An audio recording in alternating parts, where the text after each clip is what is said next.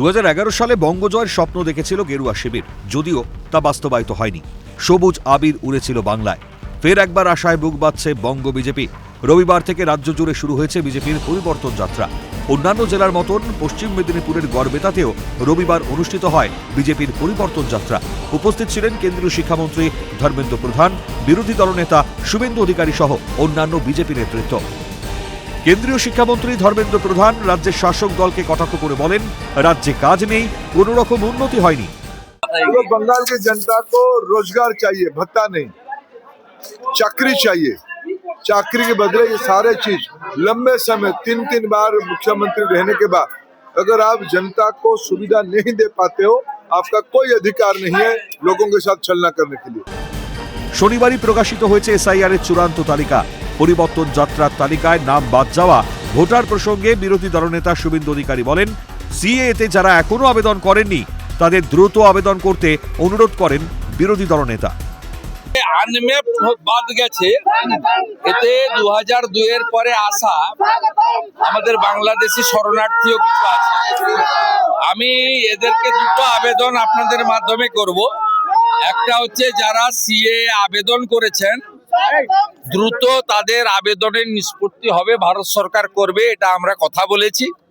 দ্বিতীয়ত হচ্ছে এখনো যারা সিএতে আবেদন করেননি তারা দ্রুত আবেদন করুন। রবিবারের পরিবর্তন যাত্রার দিন বিজেপিতে যোগদান করেন কর্মী সমাজের রাজ্য সভাপতি রাজেশ মাহাতো। প্রসঙ্গত কর্মী আন্দোলনকে কেন্দ্র করে সাম্প্রতিক ইতিহাসেও উত্তাল হয়েছে রাজ্য।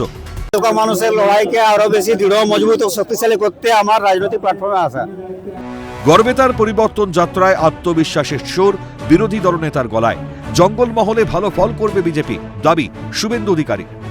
ঠকানোটা ঠকিয়েছে, তারা এবারে নো ভোট টু টিএমসি করবে। আমি তাদের অনেকগুলো সামাজিক কার্যক্রমে দেখেছি।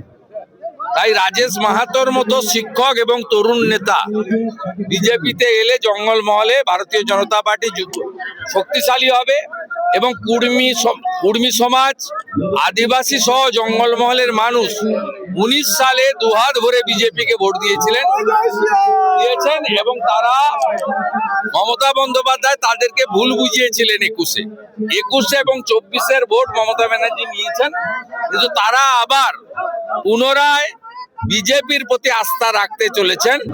প্রতিটি রাজনৈতিক দলই তাদের মতো করে ভোট যুদ্ধের প্রস্তুতি নিচ্ছে, তবে তৃণমূল এবং বিজেপি যে সেই প্রস্তুতিতে অনেকটাই এগিয়ে তা বিভিন্ন ঘটনাবলী থেকে স্পষ্ট।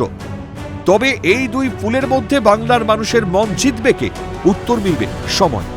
শুভজিৎ দে, অভিষেক চক্রবর্তীর রিপোর্ট, ক্যালকাটা নিউজ।